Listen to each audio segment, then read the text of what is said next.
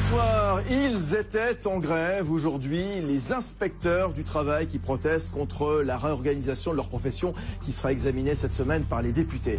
Pas contents non plus les chefs d'entreprise qui voient d'un mauvais œil le pouvoir de sanctions renforcées dont vont bénéficier les inspecteurs du travail. Bon, faut dire qu'entre ces deux-là, eh bien, c'est pas forcément l'amour fou. Mais qu'y a-t-il justement? Qu'y a-t-il exactement entre inspecteurs du travail d'un côté, chefs d'entreprise de l'autre? De la défiance ou de l'incompréhension? Voici les décodeurs de l'écho.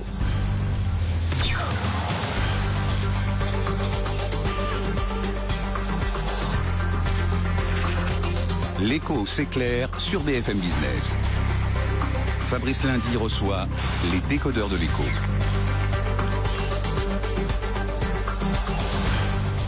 Les décodeurs de l'écho avec vos témoignages tout de suite évidemment sur le compte Twitter des décodeurs de l'écho, sur l'adresse mail également lesdécodeurdelécho@bfmbusiness.fr. Alors plusieurs grands rendez-vous. Ces inspecteurs du travail, tiens, qui sont-ils exactement? Combien sont-ils? Quels sont leurs pouvoirs? Des pouvoirs élargis, vous le verrez donc, c'est l'objet de la réforme qui va être discutée cette semaine. Chef d'entreprise, inspecteur du travail, amis ou ennemis? Y a-t-il de la défiance? Les inspecteurs du travail sont-ils les mal-aimés?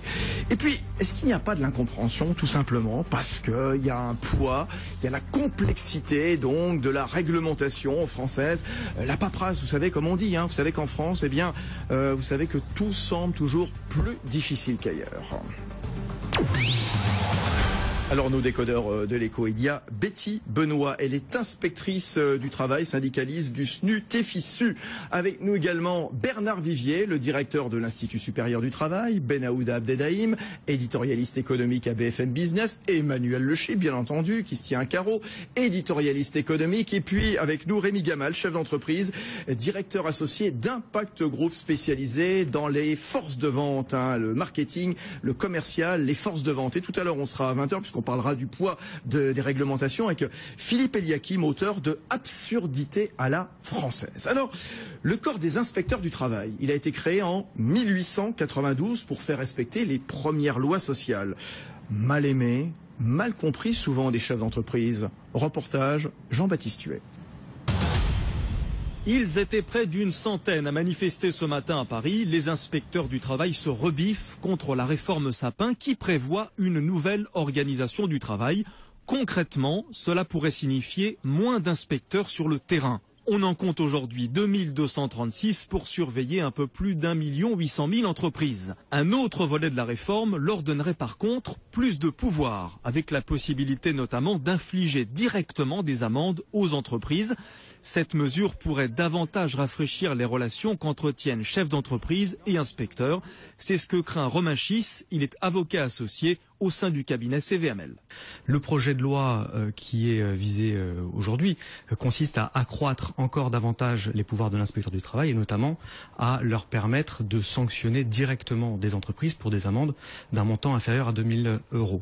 Donc c'est un projet de loi qui est vers le plus répressif, si j'ose dire, ce qui est très bien évidemment pour les salariés et pour la protection des droits des salariés en général et des organisations syndicales, ce qui est en revanche un peu plus problématique du côté des entreprises, puisque en général l'entreprise, quand elle fait appel à l'inspecteur du travail, ce qui peut lui arriver dans certaines situations, attend précisément de l'inspection du travail un peu plus d'écoute, un peu plus de neutralité. Romain Schiss regrette l'absence d'une mesure fondamentale dans la réforme de Michel Sapin, la formation des inspecteurs du travail aux réalités de l'entreprise. Illustration avec Rafik Smati, c'est le patron d'Uprint que nous avions rencontré il y a quelques semaines. Un dromadaire en peluche qui est dans mon bureau, parce que j'édite tout simplement un site qui s'appelle Dromadaire. J'ai eu l'inspection du travail lors d'un contrôle en règle qui a passé un long moment en train d'inspecter ce dromadaire pour voir s'il correspondait bien aux normes françaises et européennes en matière de jouets. Les inspecteurs du travail manifestent contre un projet de réforme qui accroît leur pouvoir. C'est un peu le paradoxe. Certains patrons de leur côté soulignent qu'ils n'ont aucun intérêt à mettre en danger leurs salariés. Ils regrettent par la même occasion le manque de confiance qu'on leur fait. Quant au gouvernement, son objectif est plus pragmatique, désengorger rapidement les tribunaux qui ont de plus en plus de difficultés à traiter les procédures dans des délais raisonnables. Voilà le reportage de Jean-Baptiste Huet pour les décodeurs de l'écho sur BFM Business. J'ai déjà un certain nombre de remarques. Betty Benoît, vous êtes inspectrice du travail, il va falloir nous convaincre. On est sur BFM Business. Bon, voilà, ça va être parfois dans un sens particulier. Gauthier qui nous dit, en résumé, le patron, c'est l'ennemi, dans le meilleur des cas, un fraudeur qui s'ignore. Eric Vetter qui nous dit, en tant que dirigeant de PME, mon expérience avec les inspecteurs du travail a été surréaliste et ils sont venus sur sollicitation d'un salarié. Ils se comportent en vrais fonctionnaires de gauche. Bon, je sais pas ce que ça veut dire, un fonctionnaire de gauche, n'hésitant pas à monter les salariés contre le patron, menaçant de sanctions. Vous allez vous expliquer, vous allez vous justifier dans un instant. On verra s'il y a vraiment des relations conflictuelles entre inspecteurs du travail et chefs d'entreprise. Vous n'êtes surtout pas en procès. Simplement, on a envie de savoir qui vous êtes, comment vous travaillez justement, comment est-ce que vous vous saisissez d'un dossier, comment est-ce que vous débarquez dans une entreprise. Déjà, on ne débarque pas dans une entreprise. On est des fonctionnaires, il y a une réglementation, donc on suit la réglementation. Si on vient, ça peut être parce que ça peut être sur plainte, mais ça peut être autre chose. On décide aussi de faire des contrôles parce que on voit par exemple que on peut avoir décidé par nous-mêmes de faire des contrôles. Par exemple, si on se décide que il faut aller dans les pharmacies, on va faire des pharmacies, je sais pas, des contrôles comme ça. Donc il y a plusieurs façons d'entrer dans une entreprise. On y entre effectivement, on débarque pas. Déjà, il y a une réglementation, donc on doit présenter sa carte. On ne fait pas les choses comme ça. C'est pas. Vous pouvez débarquer à l'improviste. On peut débarquer à l'improviste. C'est le b.a.-ba de la profession. C'est normal de surprendre. Dans une entreprise, c'est déjà les termes. C'est pas un débarquement, quoi. C'est quelque chose. C'est une réglementation, c'est une loi. C'est pas quelque chose qui, voilà. On vient pas là pour embêter les patrons, on vient là pour justement regarder si ce qu'ils font c'est conforme à la loi. Voilà. Bernard Vivier, c'est quoi le domaine de compétence des inspecteurs du travail? Ce que je regardais, il y a des opérations régulières, on voyait, je regardais la semaine dernière, c'était dans le département des Yvelines, une opération de lutte contre le travail dissimulé menée par des inspecteurs du travail accompagnés de policiers au Vésinet, à Montesson, à Sartrouville, des chantiers de construction d'immeubles. Bilan, 13 employés dans l'illégalité. Voilà, c'est typiquement un domaine sur lequel agissent les inspecteurs du travail. Oui, typiquement, évidemment, la chasse au travail clandestin. Et l'on voit là la grande utilité en soi de l'inspection du travail. Ce sont les gendarmes du droit du travail. Donc, ils font la chasse aux fraudeurs. Ils font la chasse à ceux qui font de l'embauche clandestine. Ils protègent les salariés et ils protègent aussi, d'une certaine façon, les employeurs qui, eux, payent leurs cotisations et embauchent de façon régulière. Donc, nous avons besoin dans notre pays de gendarmes du droit du travail. De gendarmes, mais pas de cow-boys livrés à eux-mêmes.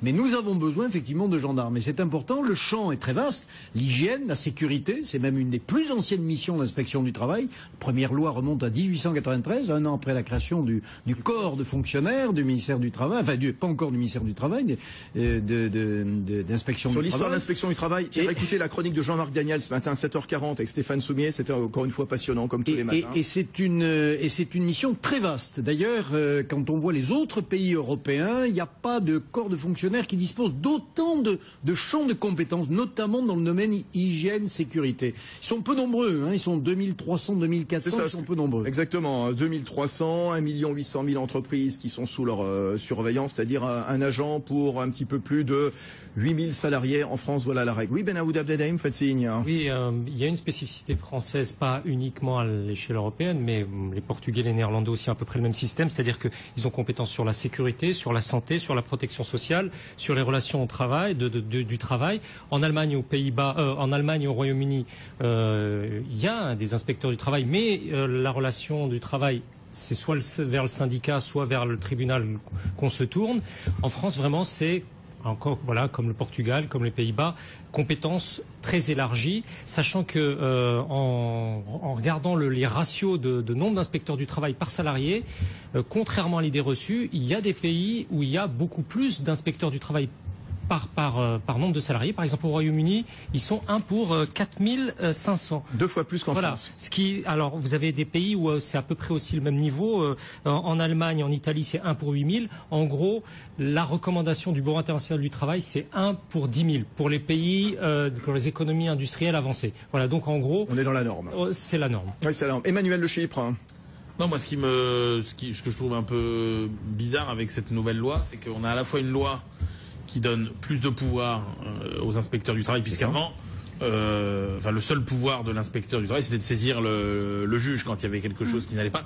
Maintenant, il y aura la possibilité de livrer des amendes. Et en même temps, on a l'impression qu'on retire quand même à l'inspection du travail des moyens. Et moi, j'avoue que cette espèce de démarche qui consiste à la fois à donner plus de pouvoir à quelqu'un et moins de moyens, moi j'y vois quand même une source d'arbitraire plus grand dans un nombre plus important de cas, sachant que on sait toujours qu'il y a forcément des cas un peu litigieux, un peu arbitraires, que c'est pas facile toujours de se faire une idée. Si vous avez moins de moyens pour vous faire une idée et que vous avez plus de pouvoir de sanction, à mon avis, ça peut donner lieu à plus de débordements, de mauvais arbitrages. Betty Benoît, oui, ça va être quoi ces pouvoirs de sanction renforcés qui sont au cœur de la nouvelle réglementation qui sera discutée cette semaine par les députés? C'est-à-dire que le gouvernement considérait que vous aviez un pouvoir de saisine des instances judiciaires, mais que la justice, oui, comme partout, elle est engorgée, les affaires traînaient, puis souvent, c'était classé sans suite. Voilà, vous aurez un pouvoir de sanction renforcé. En fait, un pouvoir d'amende administrative et aussi un pouvoir qui permettra de faire une transaction pénale. Alors, effectivement, comme vous dites, on a l'impression qu'on avait beaucoup de moyens et qu'on va nous en retirer, mais c'est pas tout à fait ça. On va avoir effectivement plus de moyens, mais ces moyens, ça va dépénaliser en fait. Parce que du coup, les amendes administratives, on pourra plus, si on fait l'amende administrative, on ne va pas pouvoir faire de procès verbal.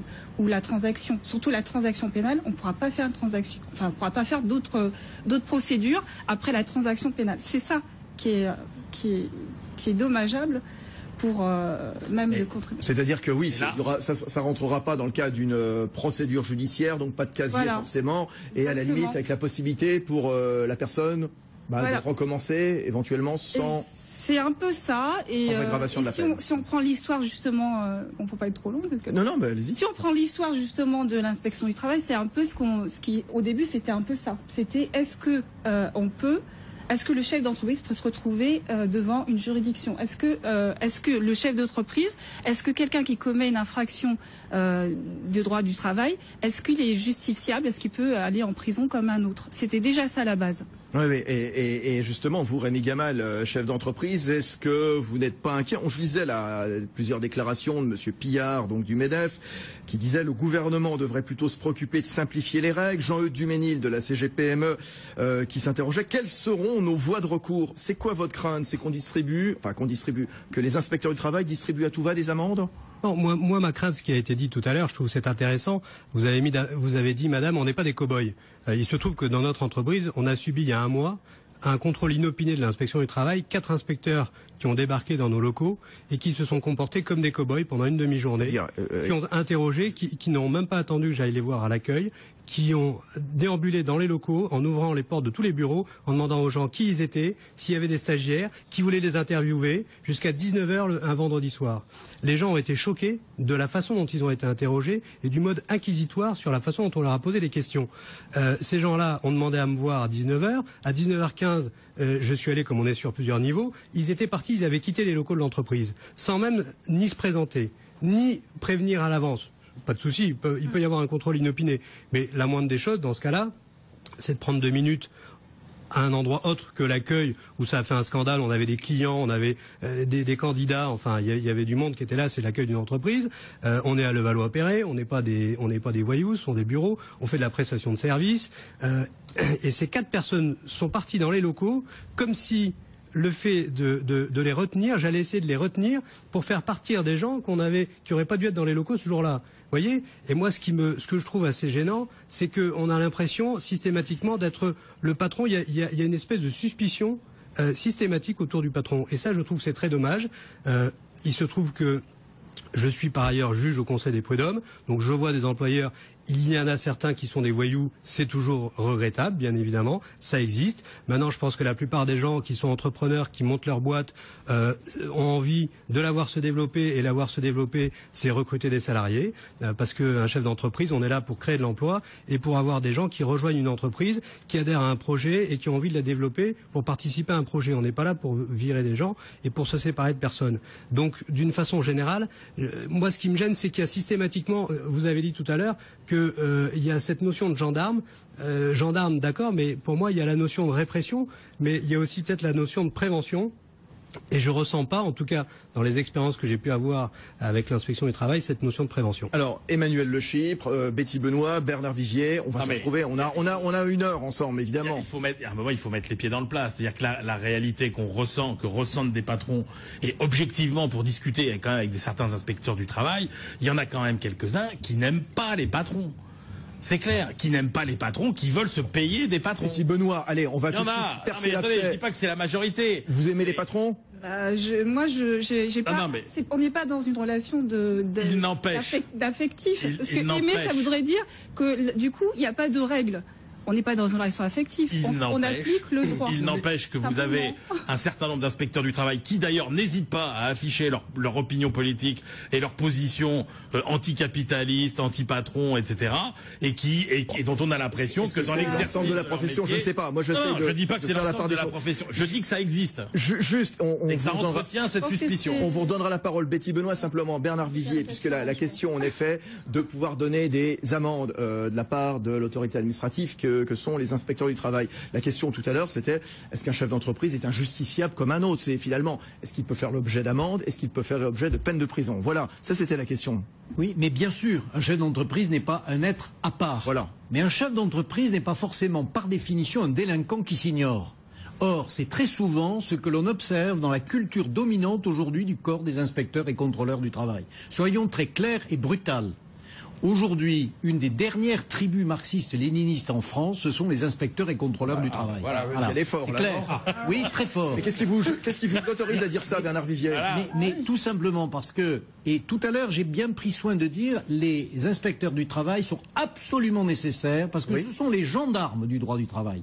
Faisons le parallèle avec un gendarme. Lorsqu'un gendarme vous arrête pour excès de vitesse, vous en voulez un peu aux gendarmes, mais beaucoup à vous, parce que vous avez brûlé le code. Vous avez triché. Bien.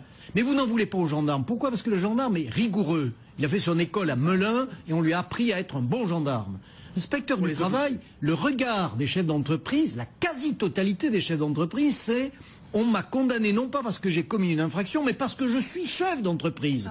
Et à l'école de Marcy-l'Étoile, qui est une bonne école, qui est l'école donc des inspecteurs du travail, ils sont en train, l'école, de réfléchir à cette évolution. Et toute la réforme du ministère du Travail, du gouvernement Ayrault et Sapin aujourd'hui, c'est justement de décoincer cette pesanteur idéologique sur le corps des inspecteurs du travail. Je suis très brutal en disant ça, mais c'est ce que ressentent des salariés et des chefs d'entreprise. Bernard Vivier, il n'y a pas de souci. Betty Benoît, je vous promets, vous aurez la parole dans un instant. Vous allez pouvoir vous justifier, vous expliquer. Je vous donnerai la parole, il n'y a pas de problème. Je vous disais, c'est pas un tribunal. Ici, on essaie de savoir exactement ce qu'il y a entre inspecteur du travail et chef d'entreprise, de la défiance ou de l'incompréhension. À tout de suite sur BFM Business.